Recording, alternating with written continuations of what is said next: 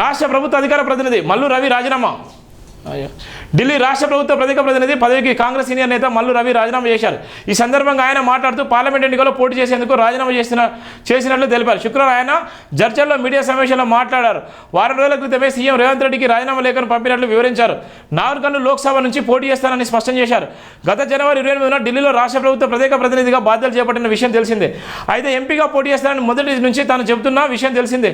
మరికొద్ది రోజుల్లో ఎన్నికలకు ఉన్నాయనగా ఇంతలో మల్లు రవి తన పదవికి రాజీనామా చేయడం పార్టీలో హాట్ టాపిక్గా మారిన నేపథ్యం ఉంది. ఏదైతే